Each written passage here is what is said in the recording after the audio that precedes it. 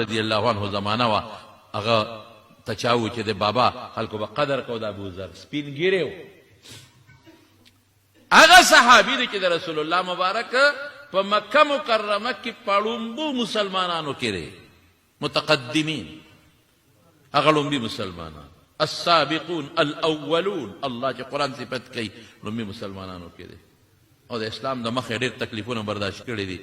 رسول الله مبارک ډېره زیاته مینه ورسره لرله لږه نه عثمان صاحب باباجي خلک باباجي د لاسه موږ ور کې ولاړ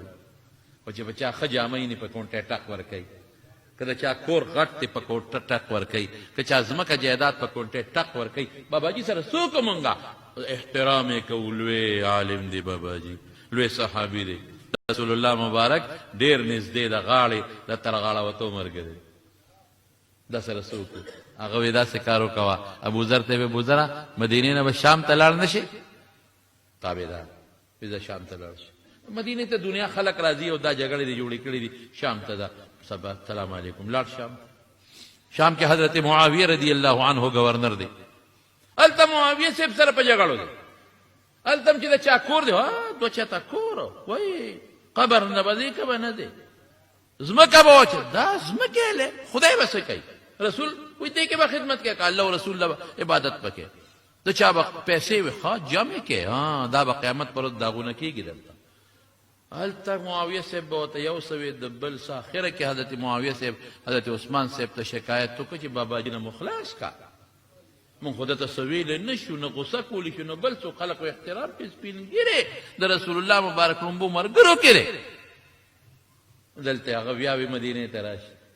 چې مدینې ته راغی حضرت ابوبکر وایي دا خلک رانه داسې راتاو شو او راته نیغ نیغ ګوري ځکه خبرې به یې پرې ناشنا لګېدې لکه چې ما څوک پیژني نه په لومبي ځلې ولیدله دلته بیا خلکو سره باسونه میشن یې دقه و د میشن و د چیم نه منل نه نه نه نه بس مال به نه جمع کوئ ځمکې به نه هلئ کورونه به نه جوړوئ مال به بس عبادتونه کوئ الله رضا کې زهد دې حد ته رسېدلی و د حضرت عیسی علیه السلام مسارات پکې پراته دي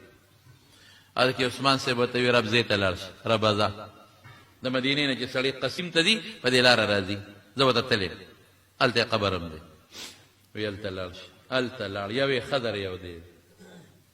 هلته یو ځنګل کې پرېوته چا به د پیغور ورکوي څنګه د مدینې نه راویستلې وایي که زما بادشاه یو حبشي غلامي حبشي غلام او دونه پوټینې سری وي چې هغه ډېر د ګوتې برابر سری وي بد شکلی او زما امیر یو ما ته حکم کوي د هغه به منم پاتې لا د عثمان به څنګه نه منم څنګه به نه منم هلته پروت دی صاحبه یوازې یک تنها یو خیمه کې پروت دی د خاورې په بالښت پروت دی یو نرۍ څادر لاندې پروت دی او یو ښځه ده ورسره یو دی دی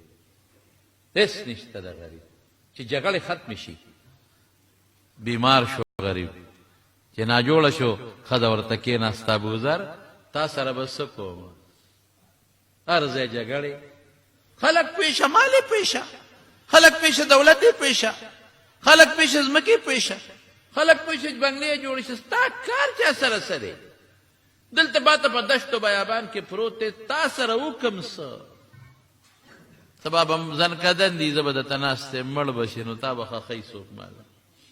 زه به دې په اوږه کې نشم ګرځولی زه خو ځان له ښځه یم زه به در سره څه کوم ستا جنازې سره به څه کوم ستا غسل سره به څه کوم ستا قبر سره به څه کوم ته په څه جنجال دې ځان اړولی دی حضرت ابوذر ښځې ته وایي ښځې فکر مه کوه الله به مدد کوي د خواهش مقابله چې کوې که نه سخته مقابله دومره مقابله چا نه ده کړې د خواهشاتو څومره چې حضرت ابوذر کړې ده او د حد درجې انتها ته پکې رسېدلی داسې مقابله وکړه حضرت عثمان څومره مالدار و رضی الله عنه د حضور پاک ته پته وه لیکن دې پکې یو انتها ته ورسېد دونه مقابله الله مدد وایي داسې کار وکړه ښځې فکر ونه کړي الله به مدد کوي چې کله مړ شم که نه بار به وځي له دې خیمې نه ځنګل نه به لاندې کوزه شي په دې لاره به یو قافله را روانه وي قافلې ته به آواز وکړې چې دلته د رسول الله مبارک یو صحابي مړه دی راشئ غسل هم ورکړئ کفن هم ورکړئ ښخ هم کړئ پې جنازه هم وکړئ خبر آسانه شو او خزه ما ته حضور پاک وصیت کړي امی پورا ک او رسول الله مبارک زما متعلق دا الله کوم وعده ما ته ویلې دا امید لرم چې الله مم خپل وعده پوره کړي مام پورا ک الله مم خپل وعده پوره کړي ما ته رسول الله مبارک وی چې ابو ذر چې ایمان دې کله ورو یوازې وي چې هجرت ته کو یوازې وي د دنیا جون به دې یوازې څوک به در سره نی مرګ به دې یوازې څوک به در سره نی او د قیامت پر ورځ چې د قبر نه پاسه جنت ته روانې بیا به یوازې څوک به در سره نی یوازې به جنت ته ځي یک تنها به ځي ما هغه خپله وعده پوره کړه ما چې رسول الله مبارک لکم لاس ورکړی ما خپل خواهش قربان کا الله رسول وایسته د چاله نه کېږي